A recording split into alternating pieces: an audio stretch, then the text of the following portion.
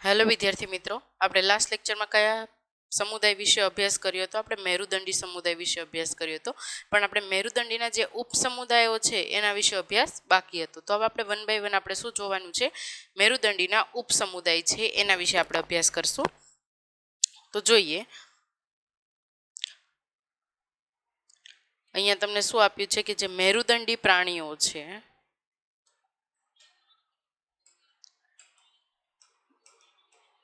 રચના, structure આખું તમે એને કહી શકો. અહીં જો સ્ટ્રક્ચરમાં ગિલ સ્લિટ્સ, ઝાલર જેવી રચના દેખાય છે.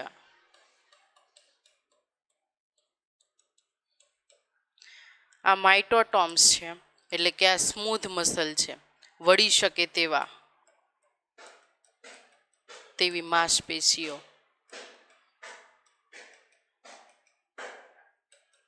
આ નવ કોડ છે, જે આ ગ્રીન કલરની લાઈન દેખાય છે એ નવ કોડ છે, એટલે ચેતારજ્જુ. આ નોટોકોડ છે, એટલે કે જેની ઉત્પત્તિ થાય છે ચેતારજ્જુનું એ સાઈડ. ઇન્ટેન્સ્ટાઇન છે, જઠર છે, અહીં ઉત્સર્જન તંત્ર આવેલું છે. આ ફિગર મેં આગળ ડ્રો જ કરી હતી, પણ આ ફરીથી તમને બતાવું છું. પછી એફેન છે, આ ટેલ છે અહીંયા. ક્લિયર અહીંયા સુધી? ઓકે, હવે જોઈએ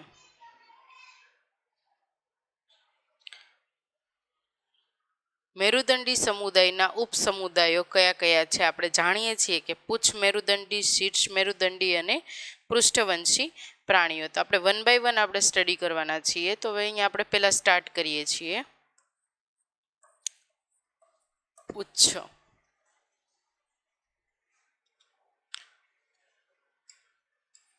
શું છે? પુચ્છ મેરુદંડી. પુચ્છ મેરુદંડી યુરો કોર્ટિડા. ક્લિયર? યુરોકોર્ટિડા વિશે આપણે અભ્યાસ કરવાના છે. એટલે કે પુચ્છ મેરુદંડી એટલે પુચ્છ મેરુદંડ એટલે શું? કે મેરુદંડ તો જોવા મળે છે, પણ એ કેવું પ્રકારનું હશે? પુચ્છ પ્રકારનું હશે. પુચ્છ મેરુદંડીમાં જે શરીર ફરતે જે આખું એક આવરણ આવેલું હશે, જે સેલ્યુલોઝ જેવા ટ્યુનિસિન દ્રાવ્યનું બનેલું છે. શરીરની ફરતે એક આવરણ જોવા મળશે, જે ટ્યુનિસિન જેવા દ્રવ્યનું બનેલું છે. ટ્યુનિસિન દ્રવ્યનું છે, ટ્યુનિસિન દ્રવ્યનું જ બનેલું છે એમ તમે કહી શકો, પણ સેલ્યુલોઝ જેવા.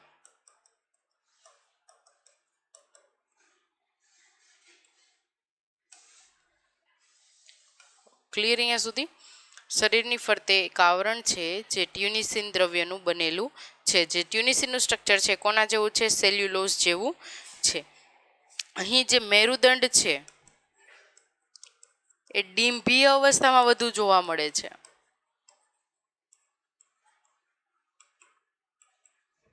ઓકે, જે મેરુદંડ છે ડિમ્ભીય અવસ્થામાં જોવા મળે છે, પુખ્ત અવસ્થામાં નહીં. ઓકે, ડિમ્ભીય એટલે લાર્વલ સ્ટેજ છે એ આપણે કહીએ છીએ. અહીં જે પ્રાણીઓ છે એનું નિવાસ સ્થાન કહીએ તો દરિયાઈ છે બધા. ટ્યુનિકેટનું આવરણ છે, એટલા માટે આ પ્રાણીઓને આપણે ટ્યુનિકેટ પ્રાણી પણ કહીએ છીએ, જેને કંચુક મેરુદંડ કહેવામાં આવે છે. મેરુદંડી પ્રાણીઓ. ક્લિયર? કંચુક મેરુદંડી પ્રાણીઓ. ટ્યુનિકેટનું આવરણ છે એટલા માટે યાદ રાખજો. કંઠનળીની જે વક્ષ સપાટી છે એની જે અધોગ્રસ છે એની ઉપર એક ખાંચ આવેલી છે, જે શું કરે છે? આયોડિનનું શોષણ કરે છે. દરિયામાં રહે છે એટલા માટે કંઠનળીની વક્ષ સપાટી પર અધો ગજની ખાંચ આવેલી છે. ઓકે, કંઠનળીની વક્ષ સપાટી પર અધો ગજની ખાંચ આવેલી છે, જે શું કરે છે? આયોડિનનું શોષણ કરે છે. ક્લિયર અહીંયા સુધી? ત્યારબાદ એનું શ્વસન રંજક દ્રવ્ય તરીકે વાત કરીએ.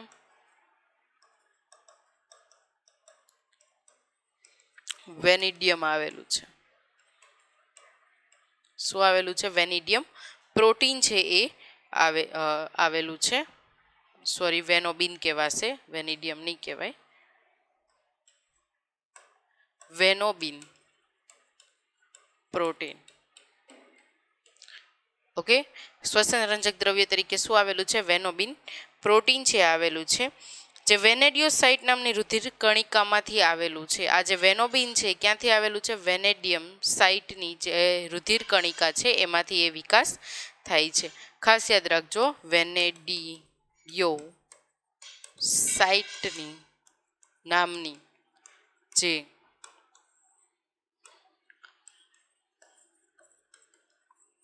રુધિર કણિકા છે તેમાંથી વિકાસ પામે છે. ક્લિયર? શ્વસન રંજક દ્રવ્ય તરીકે શું છે? વેનોબિન પ્રોટીન આવેલું છે, વેનેડિયોસાઇટ નામની રુધિર કણિકા છે તેમાંથી એનો વિકાસ થાય છે. અહીંયા સુધી ક્લિયર હશે બધું, બરોબર? હવે આપણે વાત કરીએ શીર્ષ મેરુદંડી.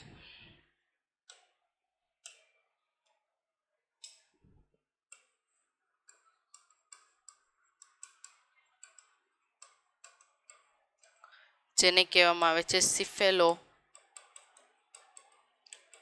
કોર્ટેડા.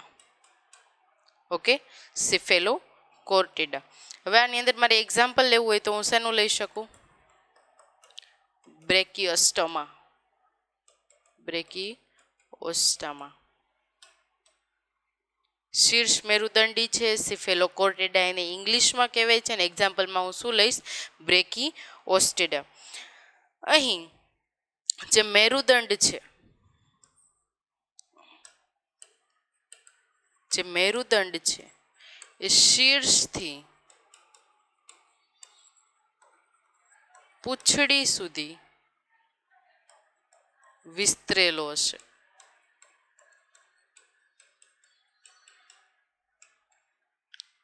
શીર્ષથી પૂંછડી સુધી એટલે કે પૂંછ છે ત્યાં સુધી, એટલે શીર્ષ અહીંયા ચાલુ થતું હોય તો પૂંછ સુધી એ શું હશે? વિસ્તરેલો જોવા મળશે. અહીં અમુક મેરુદંડી પ્રાણીઓ છે કે જે વેલની આપણે વાત કરીએ, શીર્ષ મેરુદંડી પ્રાણીઓ જે છે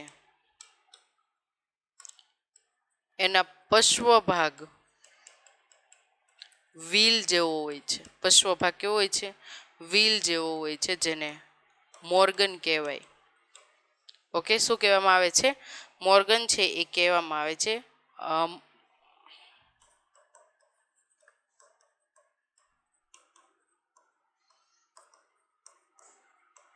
પક્ષમીય અંગો તરીકે ઓળખાય છે. ક્લિયર અહીંયા સુધી? હવે જોઈએ કે જે મેરુદંડી પ્રાણીઓ છે એનું સ્ટ્રક્ચર કયા પ્રકારનું છે, એ પાણીની અંદર કેવી રીતે પોતાનો ખોરાક છે એ ગ્રહણ કરે છે. તો એ શું કરશે? પાણીની અંદર આવી રીતે આમ વર્તુળાકાર એક સ્ટ્રક્ચર ઊભું કરશે, એટલે કે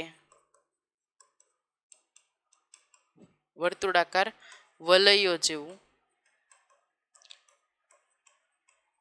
ઘોડા પુરાવ્યું હોય ત્યારે કેવું રાઉન્ડ રાઉન્ડ થઈ જાય છે, એવી રીતે વર્તુળાકાર વલયો જેવી રચના ઊભી કરે છે, અને એના પરિણામે શું કરશે? ખોરાકનું ગ્રહણ કરશે.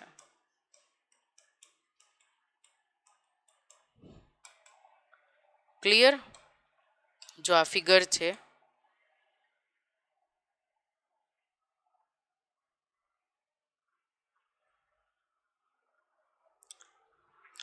આ શું છે? યુરોકોર્ટેડા સી સ્ક્વેટ, એટલે કે આપણે જે પૂછ મેરુદંડી જોઈ એનું સ્ટ્રક્ચર છે.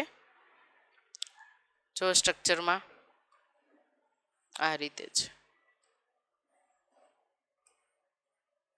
આગળ છિદ્ર જેવું છે.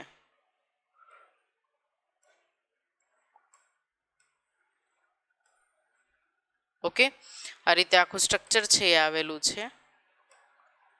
પૂછ મેરુદંડીની વાત કરી છે. એડલ્ટ કીધું છે, એડલ્ટ એટલે પુખ્ત. હવે જો સિફેલોકોર્ટેડા એટલે કે શીર્ષ મેરુદંડ. મેરુદંડ જો અહીંયા છેક સુધીનો છે, શીર્ષથી માંડીને પૂછ સુધી આખો અહીંયા સ્પાઇનલ કોર્ડ આવેલા છે. આવી રીતે સ્ટ્રક્ચર આવી રીતે છે. જો ના દેખાતું હોય એટલા માટે ક્લિક કરું છું. આવી ઝીણી ઝીણી રીતે આખું ગોઠવાયેલું છે, જોવા મળે છે આપણને. ક્લિયર અહીંયા સુધી?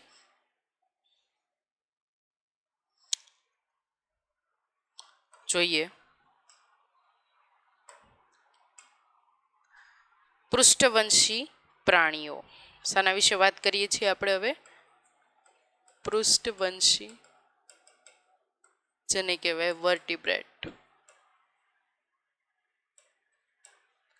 ઓકે, પૃષ્ઠવંશી એટલે મેરુદંડ એની અંદર જોવા મળશે. અહીં જે મેરુદંડ છે, પુખ્ત અવસ્થામાં શું થાય છે?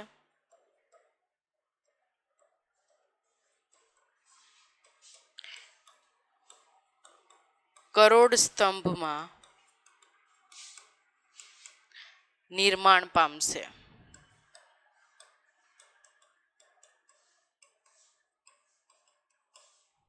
ઓકે, પુખ્ત અવસ્થાએ જે મેરુદંડ છે શેમાં નિર્માણ પામશે? કરોડ સ્તંભમાં. એટલે તેના પરિણામે જે એનું આખું શરીર છે એનું વિભાજન થશે. અને વિભાજન કેવી રીતે થાય છે?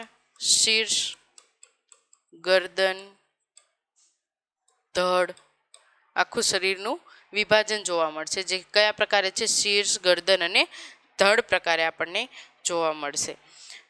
હવે અહીં જે એનું શરીર છે એની ઉપર એક બાહ્ય કંકાલ આવેલું હોય છે. કોને કહેવાય બાહ્ય કંકાલ? તો જોઈએ, શિંગડા હોઈ શકે, નખ, ખરી, પીછા, આવરણ, આ બધું શું કહેવાશે? બાહ્ય કંકાલ, જે પૃષ્ઠવંશી પ્રાણીઓની અંદર જોવા મળે છે. ઓકે, પૃષ્ઠવંશી પ્રાણીઓમાં જોવા મળે છે બાહ્ય કંકાલ. આને બાહ્ય કંકાલ કહેવાય. ખાસ યાદ રાખજો, શિંગડા, નખ, ખરી, પીછા, નહોર પણ હોઈ શકે. સ્નાયુઓની જે હાજરી છે, આપણે અહીંયા હલનચલન થાય છે બરોબર, તો એની અંદર શું જોવા મળશે? સ્નાયુઓની હાજરી, જે શેના માટે જવાબદાર છે? હલનચલન માટે જવાબદાર છે. અને અંતઃકંકાલ પણ જોવા મળશે. ક્લિયર? સ્નાયુની હાજરી છે જે હલનચલન માટે જવાબદાર છે, અને અંતઃકંકાલ છે એ જોવા મળે છે. રુધિરાભિસરણ તંત્રની જો આપણે વાત કરીએ તો રુધિરાભિસરણ તંત્ર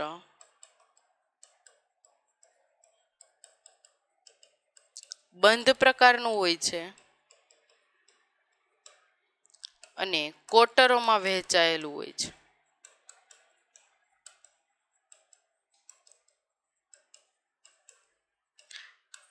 એક, બે કે 3 કોટરનું હોય છે.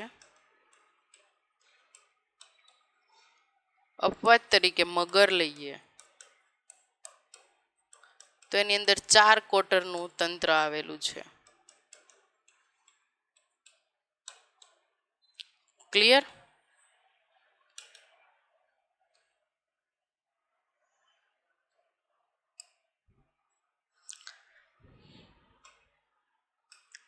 અપવાદ તરીકે મગરની વાત કરીએ તો એની અંદર 4 કોટરનું તંત્ર આવેલું છે. ઉત્સર્જન માટે મૂત્રપિંડ હોય છે. ઉત્સર્જન માટે શું જોવા મળશે આપણને? મૂત્રપિંડ છે એ જોવા મળે છે. ઓકે, ઉત્સર્જન માટે મૂત્રપિંડ આવેલું હોય છે. તે સિવાયની જો હું વાત કરું તો એનું પ્રજનન તંત્ર કેવું છે? એકલિંગી પ્રકારનું છે. એકલિંગી એટલે કાં શું હશે? નર હશે કાં તો માદા હશે. અને શું કહેવાશે? એકલિંગી પ્રકારનું પ્રજનન તંત્ર છે એ કહેવાય. હવે જે આ પૃષ્ઠવંશી પ્રાણીઓ છે એની અંદર પણ એક ઉપસમુદાય છે. જોઈએ, પૃષ્ઠવંશી પ્રાણીઓનો ઉપસમુદાય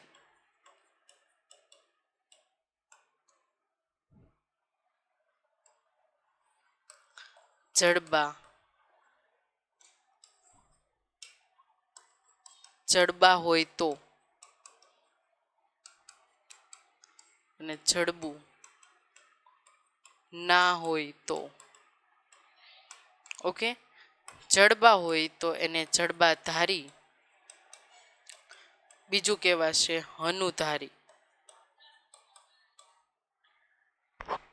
જડબા ના હોય તો જડબા વિહીન અને બીજું કહેવાશે હનુ વિહીન. આટલું યાદ રાખવાનું છે. જો જડબા હોય તો એને શું કહેવાય? જડબાધારી અને હનુધારી. જડબા ના હોય તો એને જડબા વિહીન અને હનુ વિહીન. આટલું માઇન્ડની અંદર રાખવાનું છે. અહીં એક ટેગલાઈન આપણે લખીએ. મેઇન બધા પૃષ્ઠવંશી પ્રાણીઓ મેરુદંડી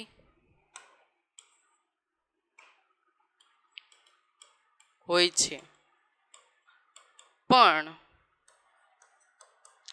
બધા મેરુદંડી પૃષ્ઠવંશી ના હોય. ક્લિયર? બધા પૃષ્ઠવંશી પ્રાણીઓ મેરુદંડી હોય છે, પણ બધા મેરુદંડી પ્રાણીઓ છે પૃષ્ઠવંશી ના હોય. આટલું માઇન્ડની અંદર તમારે રાખવાનું છે. હવે આપણે જે ઉપસમુદાય લીધો એ ઉપસમુદાયનું આપણે ડિવિઝન કરીએ. એટલે કે હનુ વિહીન, હનુધારી અને હનુ વિહીન. ઓકે, હનુધારીમાં પણ બે પ્રકાર છે, મત્સ્ય અને ચતુષ્પાદ.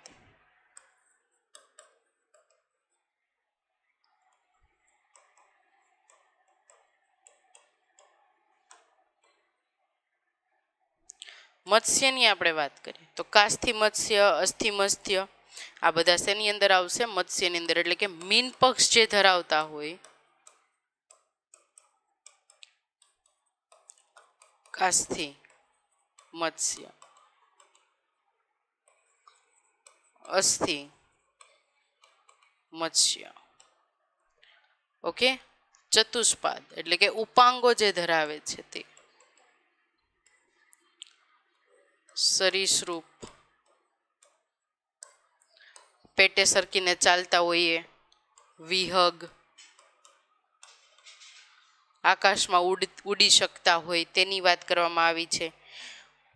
પછી ઉભયજીવી જે જમીન પર પણ રહે છે અને પાણીમાં પણ રહે છે. અને પછી છે સસ્તન, સ્તન ગ્રંથિ ધારણ કરતા હોય તેવા પ્રાણીઓ.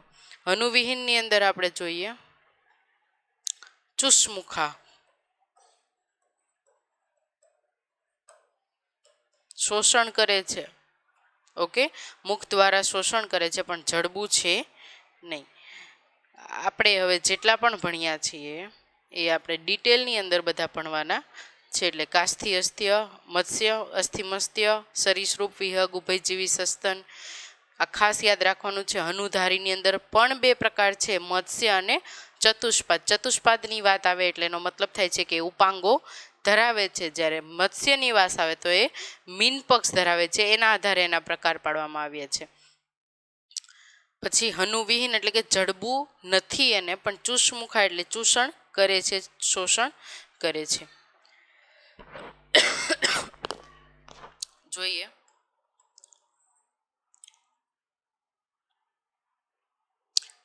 વન બાય વન અહીંયા આપણે લક્ષણો છે એ જોવાના છે. કે કયા કયા પ્રકારના લક્ષણો આપણને જોવા મળે. તો હવે મેરુદંડીની વાત કરીએ. આ તમને હોમવર્કમાં છે, પણ અત્યારે હું ખાલી જસ્ટ બોલીશ, તમારે લખીને કમેન્ટ બોક્સની અંદર મને આપવાનું છે. જો મેરુદંડીની વાત કરીએ તો મેરુદંડી પ્રાણીઓની અંદર હાજર છે અને અમેરુદંડીની અંદર ગેરહાજર છે. જાણીએ છીએ ને. જ્યારે પાચન માર્ગ છે આની ક્યાં છે? વક્ષ બાજુએ. ઓલી બાજુ ક્યાં હશે? પૃષ્ઠ બાજુએ. કંઠનાલીય ઝાલર ફાટો. કંઠનાલીય જે ઝાલર ફાટો છે એ કેટલાક તબક્કાની અંદર હાજર જોવા મળશે મેરુદંડી પ્રાણીઓમાં, અને ઓલાની અંદર એટલે કે અમેરુદંડીની અંદર જે કંઠનાલીય ઝાલર ફાટો છે એ કેવી હશે? ગેરહાજર જોવા મળશે. ઓકે. પછી છે રુધિરાભિસરણ તંત્ર. રુધિરાભિસરણ તંત્રની જે છે એ મેરુદંડીની અંદર બંધ પ્રકારનું હશે, જ્યારે અમેરુદંડીની અંદર ખુલ્લા પ્રકારનું હશે. હૃદયની વાત કરીએ તો આપણે જાણીએ છીએ હૃદય છે કઈ બાજુ આવેલું છે, એનું લોકેશન આપણે આપવાનું છે. તો અહીં ક્યાં આવેલું છે? મેરુદંડીમાં વક્ષ બાજુએ છે, અને જ્યારે અમેરુદંડીમાં પૃષ્ઠ હોઈ શકે, પાર્શ્વીય હોઈ શકે. ઓકે. પછી ચેતાતંત્ર. ચેતાતંત્ર કયા પ્રકારે? ચેતાતંત્રનું જે પ્રકાર છે કેવું છે? પોલું છે કે નક્કર છે? તો મેરુદંડીની અંદર પોલું જોવા મળશે, જ્યારે અમેરુદંડીની અંદર નક્કર છે એ જોવા મળશે.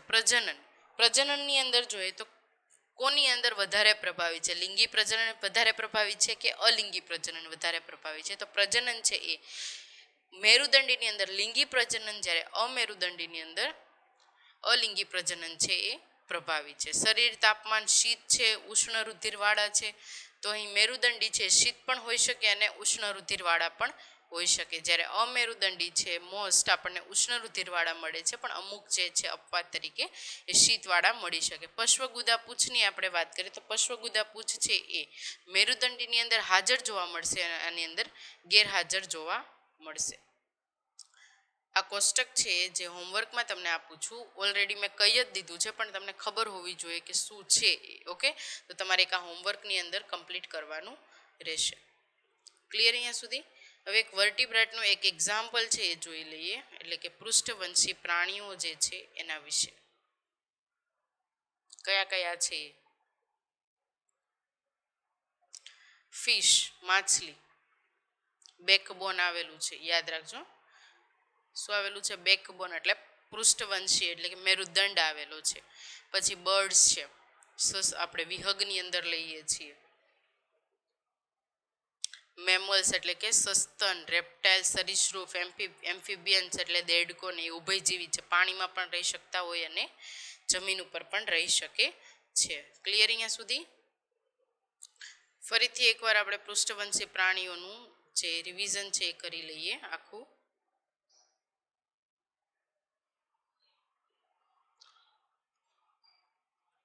શરીરની ફરતે એક આવરણ આવેલું છે જે સેલ્યુલોઝ જેવા ટ્યુનિસિનનું બનેલું છે. મેરુદંડ છે ડિમ્પી અવસ્થામાં હોય છે, પુખ્ત અવસ્થામાં ગેરહાજર જોવા મળે છે. નિવાસસ્થાન છે એ દરિયાઈ છે અને ટ્યુનિકેટનું બનેલું છે, એટલે ટ્યુનિકેટ પ્રાણીઓ એટલે કે કંચુક મેરુદંડી પ્રાણીઓ પણ કહેવાય છે. કંઠનળીની વક્ષ સપાટી પર અધો ગ્રસની કે ખાંચ આવેલી હોય છે. આ ખાંચની અંદર શું થાય છે? આયોડિનનું છે એ શોષણ થાય છે. શ્વસન રંજક દ્રવ્યો છે વેનોબિન પ્રોટીનનું બનેલું છે, જે વેનેડિયોસાઇટ નામની રુધિર કણિકા જે આવેલી છે એ રુધિર કણિકામાંથી તેનો વિકાસ થાય છે. ઓકે. પછી છે શીર્ષ મેરુદંડી. તો શીર્ષ મેરુદંડીની અંદર શું? સિફેલોકોર્ટેડા આપણે કહીએ છીએ. ઉદાહરણ તરીકે બ્રેકી ઓસ્ટોમા મેરુદંડ છે એ શીર્ષથી પૂંછ સુધી વિસ્તરેલો હોય છે. શીર્ષ મેરુદંડી પ્રાણીઓની અંદર જોઈએ તો પશ્વ ભાગે વ્હીલ જેવું સ્ટ્રક્ચર છે એ આવેલું છે, જે મોર્ગન કે મુલરના પક્ષમીય અંગો તરીકે ઓળખાય છે. અહીં શું કરશે? વર્તુળાકાર અને વલયો જેવી રચના કરશે અને ખોરાકનું છે એ ગ્રહણ કરશે. ક્લિયર અહીંયા સુધી? હવે જોઈએ પૃષ્ઠવંશી પ્રાણીઓ જે છે એ મેરુદંડી પ્રાણીઓ જે છે એ પુખ્ત અવસ્થાએ કરોડ સ્તંભનું નિર્માણ કરે છે. શેનું નિર્માણ કરે છે? કરોડ સ્તંભનું નિર્માણ કરે છે. શીર્ષ અને જે કરોડ સ્તંભનું નિર્માણ થાય છે એના લીધે શીર્ષ, ગરદન અને ધડનો ભાગ છે એનું નિર્માણ થશે. અને જે બાહ્ય કંકાલની વાત કરીએ તો શિંગડા, નખ, ખરી, પીછા અને જે આવરણ છે એને આપણે બાહ્ય કંકાલ તરીકે ઓળખીએ છીએ. અને પૃષ્ઠવંશી પ્રાણીઓમાં એક રક્ષણાત્મક કવચ છે એ કહી શકો તમે એને. શું કહી શકો? રક્ષણાત્મક કવચ. ક્લિયર? સ્નાયુની જે હાજરી હોય છે હલનચલન માટે જોવા મળે છે. અહીં અંતકંકાલ પણ આવેલું છે. રુધિરાભિસરણ તંત્ર છે બંધ પ્રકારનું હોય છે અને કોટરોમાં વહેંચાયેલું હોય છે. 1, 2 કે 3 કોટરનું હોય છે, પણ મગરની અંદર કેટલા છે? 4 કોટરો જોવા મળે છે. ત્યારબાદ આપણે વાત કરીએ કે ઉત્સર્જન માટે શું જોવા મળે છે? મૂત્રપિંડ છે એ જોવા મળે છે. એકલિંગી પ્રકારનું હોય છે, નર અને માદા બંનેમાંથી એક હોઈ શકે. પૃષ્ઠવંશી પ્રાણીઓનો ઉપસમુદાય જડબા હોય તો અને જડબા ના હોય. જડબા હોય તો જડબાધારી છે, જડબા ના હોય તો જડબા વિહીન છે. અનુધારી અને અનુવિહીન બધું એક ટેગલાઈન યાદ રાખવાની છે કે બધા પૃષ્ઠવંશી પ્રાણીઓ મેરુદંડી હોઈ શકે, પણ બધા મેરુદંડી પ્રાણીઓ છે પૃષ્ઠવંશી ના હોઈ શકે. ક્લિયર અહીંયા સુધી? પછી ત્યારબાદ આપણે હનુધારી અને હનુવિહીનની વાત કરીએ તો હનુધારીની અંદર મત્સ્ય અને ચતુષ્પાદની અંદર ડિવિઝન કરવામાં આવે છે, અને જ્યારે હનુવિહીન એની અંદર ખાલી ચુષ્મુખા જ છે. ઓકે, મત્સ્યનો મતલબ શું થાય છે કે મીન પક્ષી એ ધરાવે છે કાસ્થિમત્સ્ય અને અસ્થિમત્સ્ય. પછી છે ચતુષ્પાદની અંદર સરીસૃપ, વિહંગ, ઉભયજીવી અને સસ્તન, અને આની અંદર શું આવશે? ચુષ્મુખા. હવે આ બધા વર્ગ છે આપણે 1 by 1 છે એ સ્ટડી કરવાના છે. તો હવે આપણે નેક્સ્ટ લેક્ચરની અંદર શાના વિશે અભ્યાસ કરશું? આ વર્ગકો વિશે. Thank you.